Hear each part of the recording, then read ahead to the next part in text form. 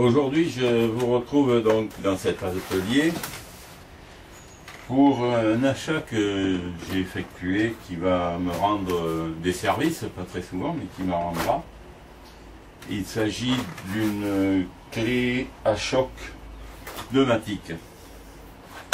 Alors évidemment, comme je viens de le dire, ça ne va pas me servir tout le temps. On n'a pas besoin tout le temps d'une clé à choc pneumatique. C'est quand même utile d'en avoir une parce que lorsqu'on a des écrous qui sont fortement serrés, on est bien embêté. Par exemple pour démonter les roues, des roues de véhicules qu'on ne démonte pas souvent, et puis bien d'autres petites applications. Mais bon, je voulais pas mettre un très grand prix là-dedans parce que ça, c'est pas un outillage que je vais. J'ai pour principe lorsque j'achète des outils d'adapter le prix à l'utilisation que je vais en faire. Si j'ai un matériel que je vais utiliser de manière très parcimonieuse, en fait, je ne vais pas mettre un grand prix là-dedans, c'est pas la peine. En revanche, si c'est comme pour la visseuse des visseuses, un matériel que j'utilise très souvent, alors là je mets un prix, je prends du matériel plutôt de bonne gamme.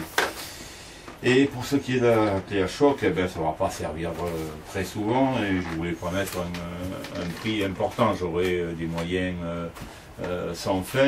Il est évident que je mettrai un prix, je prendrai une marque supérieure. Dans cette vidéo, déjà, je tiens à préciser que je ne suis pas du tout sponsorisé par qui que ce soit. Ma chaîne n'est pas financée à l'heure actuelle et je n'ai pas pour projet de la monétiser chez YouTube. J'ai pas suffisamment plus d'abonnés pour que ce soit vraiment intéressant, mais en fait même voilà, donc les produits que je vous présente, je les ai payés le même prix que vous l'auriez payé à ma place, en tant que client dans le magasin le jour où je l'ai acheté. Donc je suis libre de ce que je dis, je vais vous relater mon expérience, ce que je sais de cette machine. Comme pour tout ce que j'ai acheté, c'est libre de toute participation de la part des fournisseurs. Là, vous avez reconnu la marque, bon, j'évite de les citer, peut-être je la citerai malencontreusement, je ne fais pas de publicité, vous le verrez dans les gros plans. Voilà, donc j'ai acheté ça, et lorsque je suis sorti, ce ne sera pas une sortie de boîte que je vais vous faire, il ne faut pas tricher, je l'ai ouverte, cette boîte elle a été ouverte, parce que lorsque je sors du magasin, en principe que j'ai payé, je suis sorti de la caisse, dès que je suis dehors, rendu à ma voiture, la première des choses que je fais, j'ouvre l'emballage, je regarde si tout me paraît ok, et je m'en vais chez moi. Si ce n'est pas le cas, ça m'est arrivé. Je reviens en caisse et comme je viens juste de passer, en général ça va très bien comme ça, j'ai pas de problème pour changer le produit. Donc voilà, donc c'est pas vraiment une sortie de boîte, mais ça va en être une malgré tout, dans le sens où j'ai pas fait fonctionner cette machine. Je vais la regarder donc plus en détail avec vous. Voici alors la boîte, un plus gros plan. Vous pouvez voir la marque, bon je vais la citer, c'est pas grave. C'est Parkside, où il y a pas mal d'outils ici, Parkside, dans ce qui ne sert pas très souvent. Voilà, mais enfin j'enlève le carton.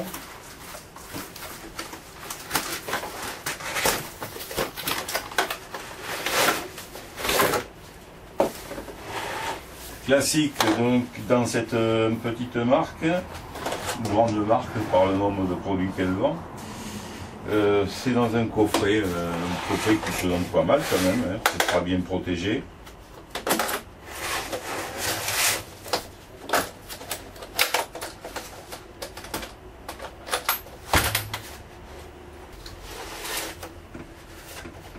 Une notice. Des douilles, 1, 2, 3, 4, 5, 6, 7, 8, 9, 10 éléments. exactement ce qui est présenté là, une grande clé. Bon, c'est complet ça.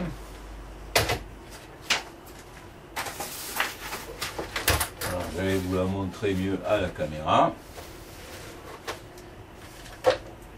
Ça, c'est, je pense, j'ai pas lu la notice, mais je pense que c'est pour mettre du lubrifiant pour machine pneumatique. Voilà, pour ce qui est de cet accessoire que l'on doit mettre, je pense, je regarderai plus en détail. Moi, je pense que ce que je vais faire, c'est en mettre un système d'élimination de l'humidité dans le réservoir d'air, du compresseur. Il existe des kits et j'achèterai ça parce que ça sera plus facile que de mettre. Parce que là, voyez-vous, je pense qu'il va venir ici, s'intercaler là, et ensuite le raccord rapide pour brancher à l'air comprimé. Ce qui fait que ça va dépasser et je ne pourrai plus le rentrer dans la boîte. Je vois ça à l'instant. Ça rentrera plus. Alors ça m'embête. Parce que moi, la machine ne va pas servir souvent, elle va être dans sa boîte la plus grande partie de sa vie. Donc déjà ça me va pas tellement. Voilà, donc on peut voir, c'est pas en poids, je sais pas, je la pèserai, je sais pas combien ça fait. Ça va être marqué hein, sur la notice. De poids 2 kg, de 2 kg et des poussières, on va dire 2 kg. Non, on ne va pas travailler à longueur de journée avec ça, ça ira. Alors ici vous avez, je vous découvre, le fameux lubrifiant.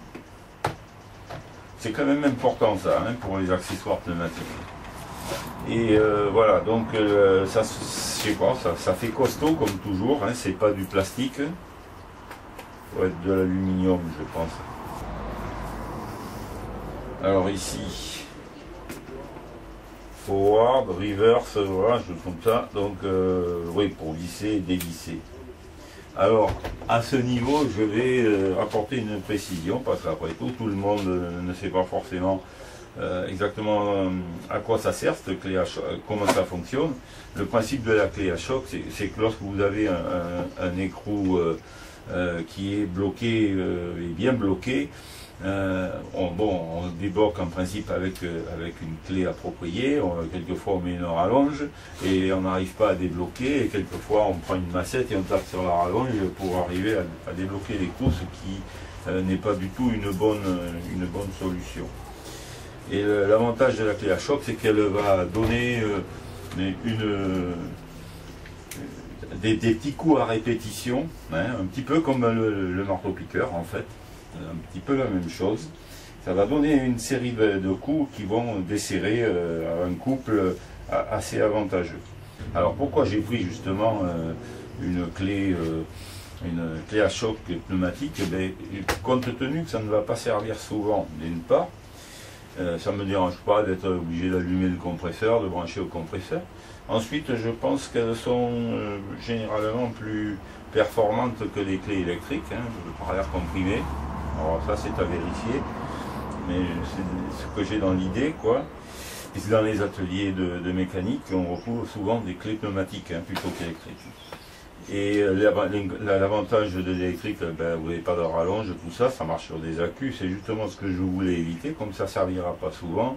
Les accus, il faut les recharger régulièrement, et quand on ne le fait pas régulièrement, et bien quand on a besoin de la machine, on peut se retrouver avec un accu qui est vide, et donc c'est comme si on n'avait rien.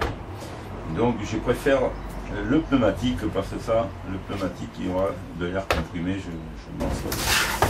Alors voyons plus en détail la notice. L'essentiel de la notice en rédaction, c'est les risques. Alors vous avez de la page 2 à la page 10, c'est la sécurité. Alors par exemple, les risques liés aux projections de pièces. Bon, voilà, c'est risques liés au happement, à l'enroulement. Bon, ça il faut traduire. Risque lié au fonctionnement, risque lié au mouvement répétitif, risque lié aux accessoires, risque au poste de travail, risque à la poussière et aux vapeurs, risque lié au bruit, risque aux vibrations. Voilà, on retrouvera ça pour tous les outillages, on retrouve ça. Alors mettre un casque si ça fait du bruit, etc. Des fois moi j'en mets parce que je suis un tireur sportif de loisirs. Et aux armes à feu ça fait du bruit, ben, j'ai appris à me protéger les oreilles parce que à me les utiliser, peut-être qu'en plus c'est obligatoire chez nous, là, dans notre société de tir. Et à l'atelier, de la même façon, souvent je porte des protections auditives, ça m'évite de devenir sourd, parce qu'on sait bien que une des raisons qui rendent sourd, ça peut être le bruit lié aux outils dans les ateliers, en plus d'autres choses. On parle également de la lubrification, hein. Ça c'est un chapitre qu'il faut étudier, il faut en tenir compte pour tous les outils pneumatiques que l'on a, c'est pas plus mal. Alors, si l'outil, on vous dit là, si l'outil pneumatique n'est pas étanche à l'air, il doit être réparé, autrement dit, s'il ne fonctionne pas, il vaut mieux le réparer, si on peut le réparer. Ne raccordez jamais l'outil pneumatique à un flexible d'air comprimé dont la pression dépasse les 6,3 bars, mais je pense que nous avons tous sur nos compresseurs ces petits dispositifs qui permettent de régler le débit et la pression. Et on vous dit également que les raccords filetés doivent être avec du ruban en téflon. Raccordement à une source d'air comprimé, la pression de travail donc 6,3 bars. Pression optimale est de 6,3 bars, il est impossible d'atteindre le couple maximal avec une pression de 5 bars, voilà. Donc ça c'est compréhensible, hein. Utilisez toujours des flexibles de raccordement de diamètre intérieur, un diamètre intérieur de 9 mm minimum. Ouais. Appuyez sur le régulateur de couple 4A, voilà, régulateur de couple. Il est où ce régulateur de couple? Alors on va voir. 1, 2, 3, 4. Voilà, c'est ça. C'est ce truc-là. Ah oui, il y a 4 positions. Il faut pousser et tourner. Ah voilà.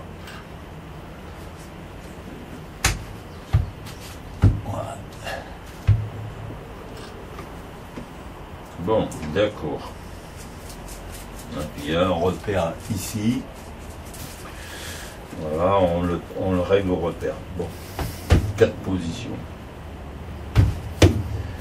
Alors, le réglage de ce couple, le numéro 1 faible, minimal, numéro 2 normal, numéro 3 puissant, et numéro 4 très puissant. Alors là, ça défonce tout. Alors après, vous avez un petit tableau avec les pannes, les causes possibles de ces pannes. Bon, après tout le reste, c'est dans des langues étrangères, ça ne sert à pas grand chose, vous avez donc une dizaine de pages. Voilà, avec les... Alors au rayon accessoires, on a les fameuses clés qui vont du 9, 10, 11, 12, 14, 17, ça passe directement à 17, 27, 24, 22 et ça c'est 19. Pourquoi elle est comme ça à part? Ici, voilà, 19. C'est celle qui sert certainement le plus souvent, je pense, je ne sais pas. Vous avez également une rallonge. Eh bien, pour la sortir, il va falloir une clé à choc. Voilà. La rallonge. Pour mettre les clés, alors on peut utiliser la rallonge, mais on peut aussi la mettre directement. Voilà, ça s'emboîte directement. Alors la gâchette, elle est en plastique. La poignée est entourée de caoutchouc ou de plastique pour l'appréhension. Voilà. Ici on peut voir donc, comme je l'ai montré précédemment, il y a une graduation 1, 2, 3, 4 pour la force. Je vais faire fonctionner ça, la relier.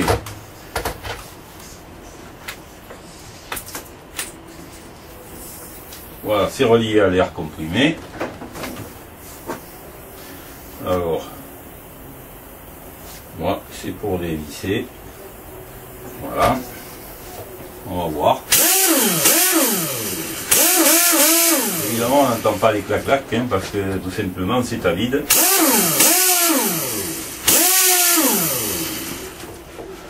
Bon, elle tourne. Et dans l'autre sens, ça serre.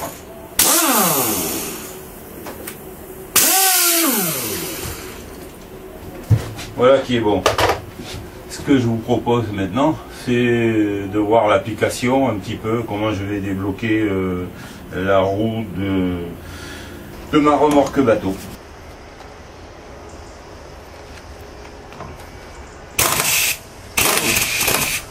Là, c'est venu.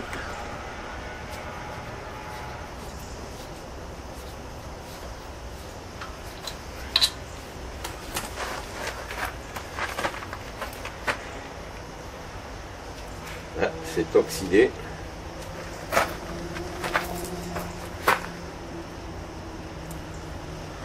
Alors ce que je vais faire, je vais démonter un autre écrou, mais avant je vais nettoyer celui-là, le brosser, puis je vais y mettre un petit peu de graisse.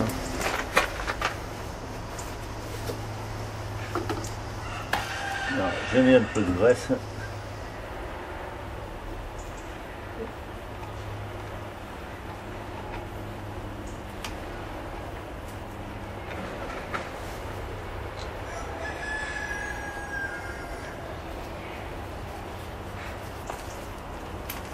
Et j'inverse la rotation.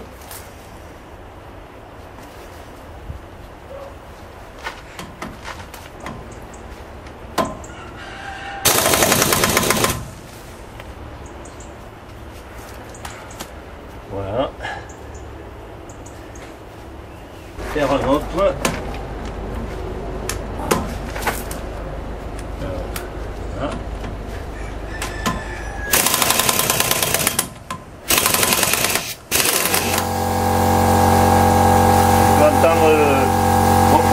Qui recharge.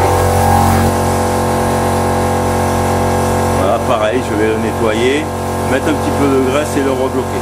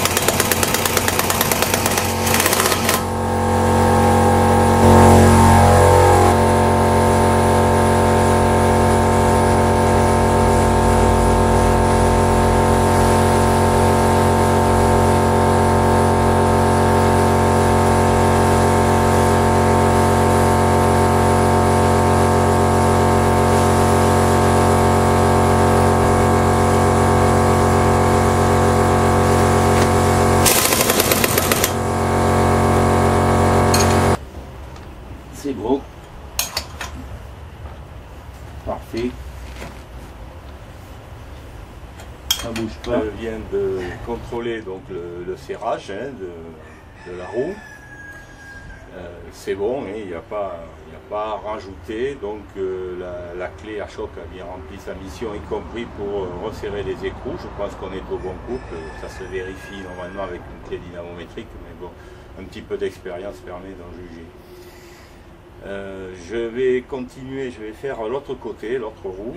Ça, je vais le faire hors caméra et je vous retrouve pour la conclusion de ce test.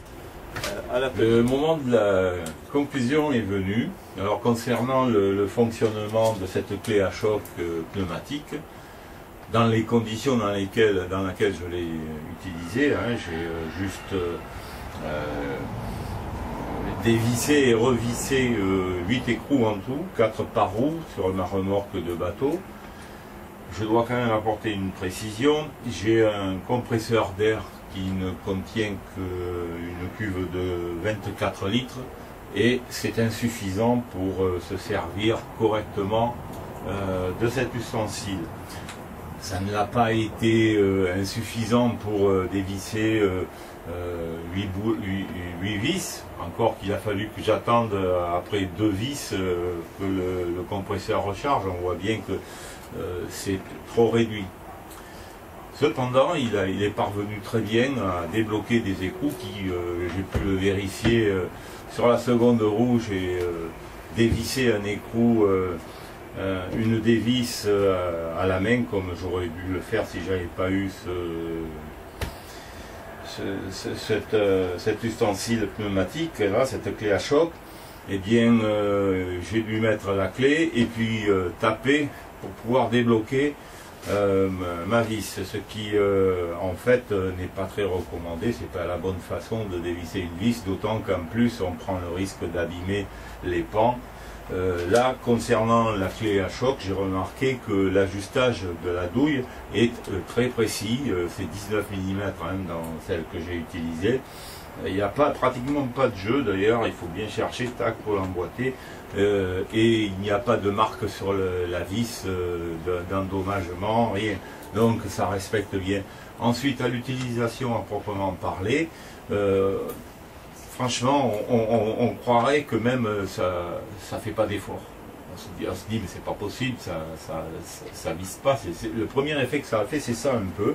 Et en fait, oui, ça débloque, puisqu'on voit bien que la douille tourne. Elle tourne un peu lentement au début pour la bonne raison que ça force pas mal. Mais on ressent pas d'effort. Lorsque vous débloquez un écrou serré avec une clé à main, vous sentez l'effort que vous allez développer pour pouvoir débloquer. Là non, ça se fait, c'est surprenant. Et donc ça a bien fonctionné, d'autant que pour arriver jusqu'à ma remorque, j'ai dû utiliser une rallonge de pneumatique, puisque celle de l'atelier n'était pas assez longue, et cette rallonge, elle était en diamètre intérieur de 6, ce qui est en dessous des prescriptions pour alimenter cette clé à choc. Ils disent qu'il faut au minimum un raccord de 9 mm, donc j'étais en dessous. Et ajoutant donc, combiné à l'effet que mon compresseur ne débite pas suffisamment, il faut attendre un petit peu qu'il recharge, je peux dire que je suis vraiment satisfait de cette clé qui est pas hyper lourde, bien sûr, c'est plus lourd qu'une clé normale, mais enfin ça paraît robuste.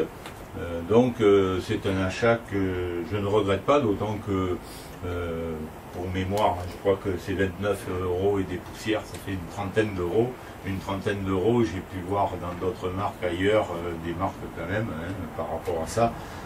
Il faut compter presque 3 fois plus pour avoir équivalent en performance, bon, avec, il est vrai, peut-être plus d'efficacité, encore c'est à prouver, parce que c'est quand même fabriqué en Chine.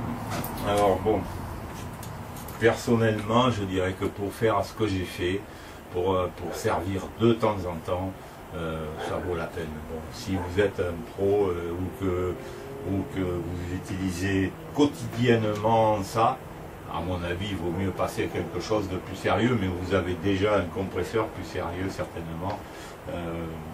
Un compresseur de 24 litres, c'est un peu juste, même si on veut faire de la peinture, c'est pas suffisant. D'ailleurs, j'envisagerais bien effectivement d'en acheter un. Le problème, c'est qu'il va falloir que je le mette ailleurs que dans l'atelier, que je le mette à l'extérieur, que je lui fasse un petit abri pour pouvoir l'abriter, parce que si j'en prends un, ce sera bien plus gros que ça. C'est pas pour en prendre un 50 litres. Là, celui-là fait 24 litres. Je prendrai plus gros. Donc pour l'instant, c'est en suspens, c'est un projet sur la comète. Voilà. Donc globalement, c'est bon, c'est concluant. Après, il faut voir à l'usage, hein. Vous savez, pour tous les outils, c'est comme ça. J'espère que cette vidéo vous aura renseigné. Si vous vous êtes posé des questions, vous pouvez également le faire par le biais des commentaires. Et vous pouvez, si vous êtes satisfait, mettre un petit pouce en l'air. C'est la seule rémunération que j'ai. C'est le plaisir de vous retrouver, et ces petits pouces en l'air, voilà, j'ai pas d'autre rémunération pour ça, hein, je ne la demande pas non plus. Et voilà, je crois que j'ai fait un petit peu le tour. Je vais mettre dans la vidéo, je ne sais pas si je le mettrai en début de vidéo ou à la fin de la vidéo, un petit tableau avec les principales caractéristiques de cette clé à choc. Voilà, qui se présente plutôt bien. Je vous remercie, puis je vous dis à bientôt.